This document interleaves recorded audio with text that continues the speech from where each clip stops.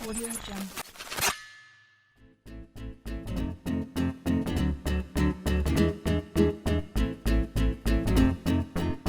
Halo semuanya, gimana nih kabarnya? Semoga sehat selalu. Dalam kondisi pandemi seperti ini ya,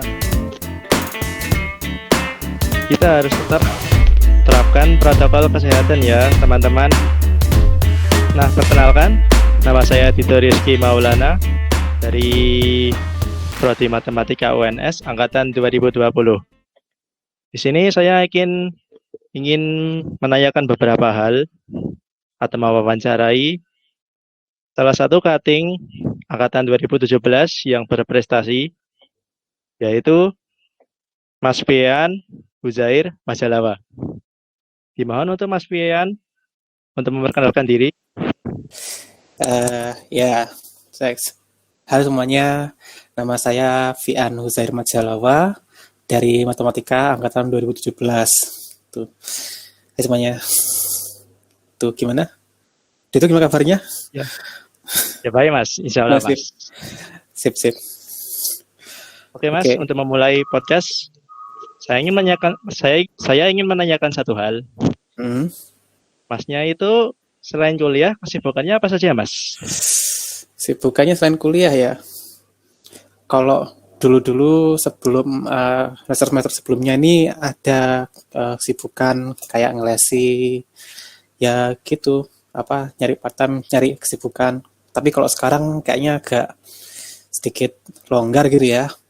Paling baca-baca buku, nyari referensi, nyari ide, skripsiku nanti mau diapain gitu ya. Kebetulan kan ini belum ngambil skripsi ya, belum ngambil TA ya. Jadi masih mau pengen baca-baca dulu, jadi pengen memperbanyak waktu luang gitu sebelum ntar sibuk skripsi. Jadi ya nggak sibuk sih sebenarnya, paling kuliah ngerjain tugas gitu. Oke Mas, untuk buku yang dibaca itu carinya di mana ya Mas? Buku buat apa nih? Saya kan bilangnya membaca buku buat skripsi. Nah itu buku-bukunya contohnya kayak gimana, terus nyarinya di mana Mas? Kalau di pandemi seperti ini. Pandemi ya. Ada dua ya sebenarnya, ada dua sumber. Bisa pakai di Google Scholar ya. Tahu kan Google Scholar, kalau nyari di Google kan kalau kita ketik judul jurnal atau judul buku kan ada keluar kayak gitu. Itu coba ntar main-main. Tapi kebanyakan sih buku yang aku baca sih kebanyakan dari dosen kapselku kan Pak Putranto. Waktu kapsel kemarin semester lalu itu kan ngasih 1 giga buku sama jurnal buat referensi sebenarnya, tapi ya sebenarnya juga buat belajar. Nah itu dari situ aku baca-baca di Google. Ini sebenarnya ada lagi sih yang menarik. Kadang kalau misalnya bukunya atau artikelnya harus berbayar, mungkin kelebihan. Intinya ya Google tuh udah lebih dari cukup sebenarnya kalau buat kita mahasiswa mau persiapan riset, mau belajar, itu udah lebih dari cukup Google itu. Tapi ya Pak Putranto juga kemarin ngasih bukunya juga cukup banyak, lebih dari cukup tuh. Jadi saya baca-baca menarik juga. Itu makanya penting Kapasitas Lekta itu sepenting itu. Jadi waktu Kapasitas Lekta nanti kalian ya, kalau sudah ngambil Kapasitas Lekta, dosennya diajak ketemuan, diajak ngobrol-ngobrol, diajak diskusi, siapa tahu dosennya ntar ngasih referensi ke kita. Itu sih Pak Putranto. Kalau yang lain mungkin ada berbeda sistemnya gitu. Tapi tetap sih biasanya kayak gitu. Gitu. Gimana? Oh gitu ya Mas. Tapi Mas, yang penting itu intinya Kapasitas Lekta itu penting ya untuk siapkannya. Ya Mas, satu lagi Mas. Masnya ini kalau saya baca itu salah satu peserta bahkan mungkin finalis KN MIPA ya. Aduh, fitness kami ya sampai nasional. Tapi ya mohon maaf ya tahun kemarin belum sempat ngasih medali. Tapi ya alhamdulillahnya temanku sama yang tim lain itu ngasih medali banyak banget ya. Risma Yudatama itu ngasih medali perunggu buat matematika. Terus tim UNS yang kemarin juga ngasih banyak medali, ada 5 perunggu sama 1 perak. 1 perak itu dari kimia kalau nggak salah ya. Kimia tuh ya kayaknya kimia. Ya kimia, satu perak kimia. Terus ada 5 perunggu itu ya, satu dari biologi, satu dari kimia, kimia berapa? 2 apa 1? 1, fisika 2, matematika 1 gitu. Jadi ya kemarin benar-benar banjir perunggu. Tapi ya maaf kemarin belum bisa ngasih perunggu gitu. Ya. Ya nggak apa-apa Mas. Ini ya masalahnya lagi pandemi gini, jadi ya nggak bisa ikut. Ya udah sih. Pandemi kemarin tuh gara-gara pandemi ya. Kan aslinya kan uh, peserta yang lolos dari kan PNS kan punya seleksi internal gitu ya, kayak MIPA. Biasanya yang lolos ke wilayah, yang dikirim UNS ke wilayah itu 7 orang. Nah, tapi gara-gara pandemi kan seleksinya online dan jatahnya dikurangi jadi 3 orang aja. Jadi yang jadi 7 orang tadi, yang 4 terbawah itu sayang banget nggak lolos. Ya emang sayang banget ya. Gitu. Ya agak sedikit gimana ya. Gitu. Ya Mas, ini ada pertanyaan dari salah satu teman di angkatan 2020. Ada 2 sih. Yang pertama, ini. Apa itu KN MIPA serta apa dampak panjang dari KN MIPA bagi mahasiswa? Dampak. Mas, tolong dijawab Mas. Dampak.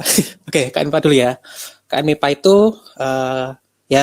KN MIPA itu adalah kompetisi nasional matematika dan ilmu pengetahuan alam.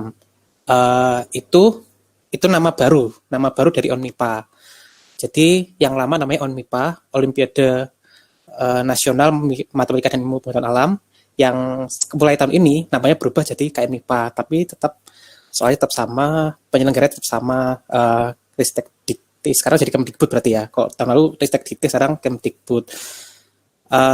Dia terdiri dari 4 bidang, ada matematika, fisika, kimia, biologi.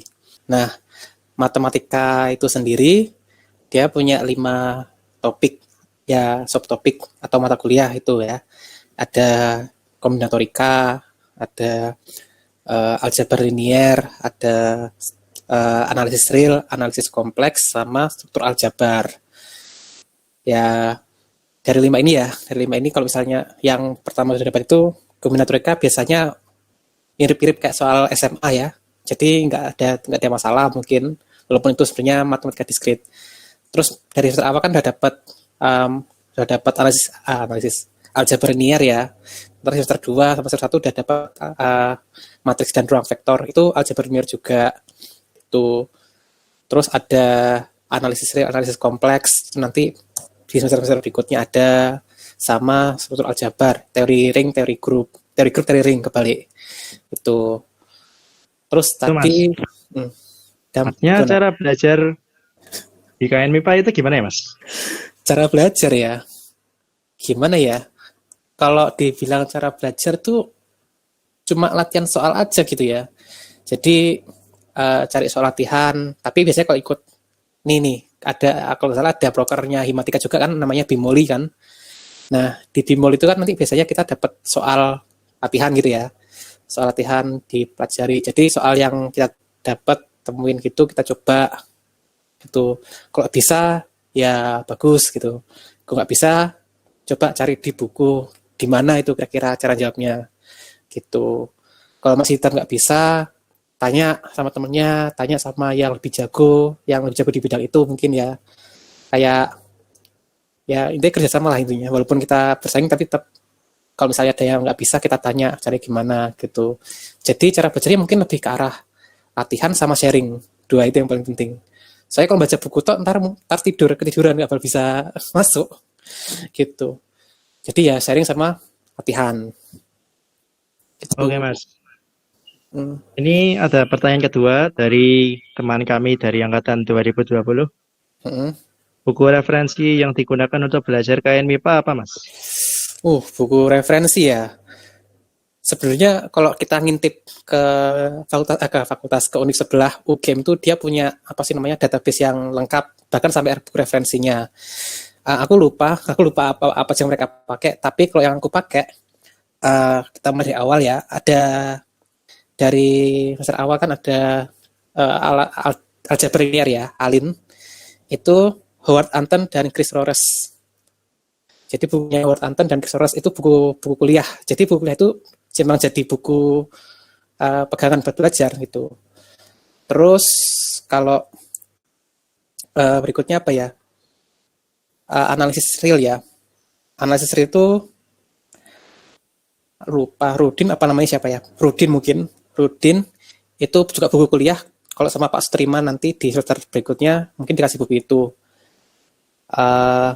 Kalau kompleks itu juga dikasih buku kuliah juga namanya Churchill, Churchill, mungkin kalau salah nama ininya sebentar saya cek dulu. Salah pencet. Churchill. Dia mungkin itu. Churchill juga buku kuliah. Terus kalau struktur aljabar saya lebih suka pakai buku Note-nya DS Malik itu ntar dikasih juga kalau sama Pak Sis nanti. Yang satu ini, yang satu kombinatorika belajar di mana? Karena kan kombinatorika kan macam-macam ya materinya, mulai dari permutasi kombinasi, terus ada multiset, kombinasi multiset, ada apa sih namanya pigeonhole principle dan lain dan yang lain sebagainya kayak argumentasi kombinatorik itu macam-macam. Kalau yang ini justru lebih nggak ada buku pegangan yang satu pegangan itu kemana-mana. Bahkan kemarin sama Risma waktu diskusi itu Risma nunjukin satu ini website kayak e-book gitu tapi nggak tahu judulnya apa. Jadi bener-bener random banget belajarnya kalau yang ini. Tapi kalau saranku aja sih kalau misalnya pengen serius di KM IPA jangan terlalu berpatokan sama buku itu karena buku kan ada banyak. Mungkin ada problem yang unik gitu yang nggak ada di buku itu tapi ada di buku lain.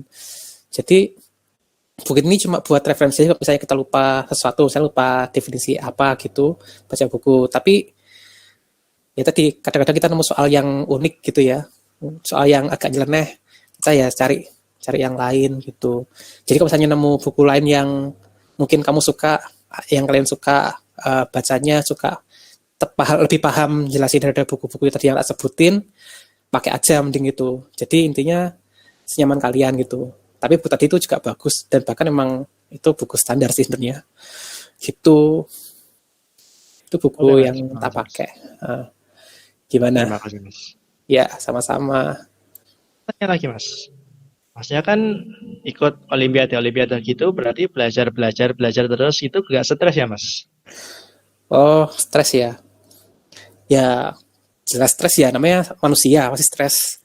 Cuma ya tadi aku punya cara sendiri gitu ya buat atasi stres. Jadi kita ada namanya stress coping mechanism. Jadi kalau misalnya kita stres, kita pengen ngapain gitu, kita harus ngapain. Itu ada.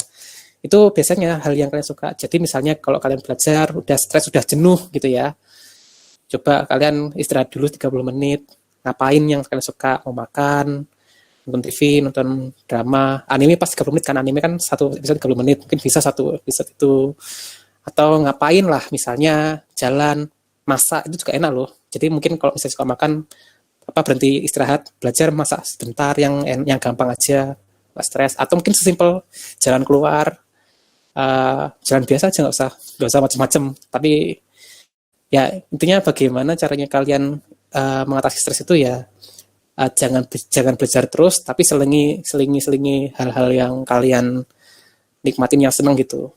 Jangan digas terus gitu.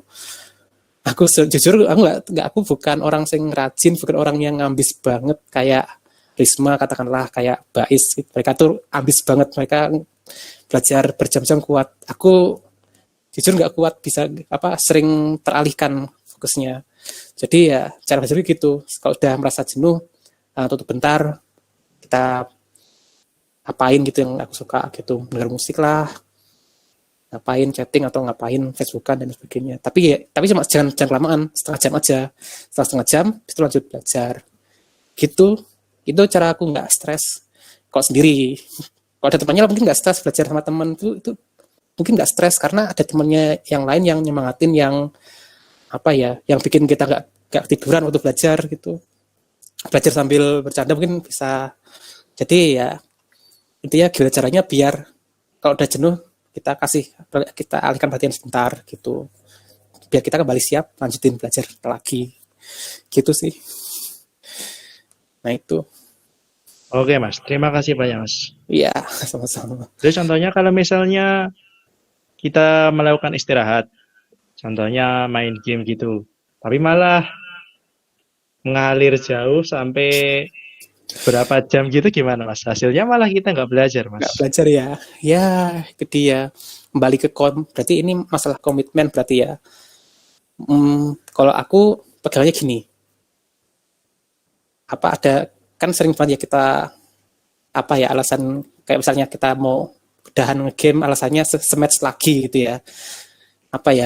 Kalau sematch lagi aja, nggak usah nambah match tambahan gitu, nggak usah gitu. Satu episode lagi, udah nggak usah nambah episode lagi, ntar lama-lama satu season itu nggak usah. Jadi kalau sematch aja, intinya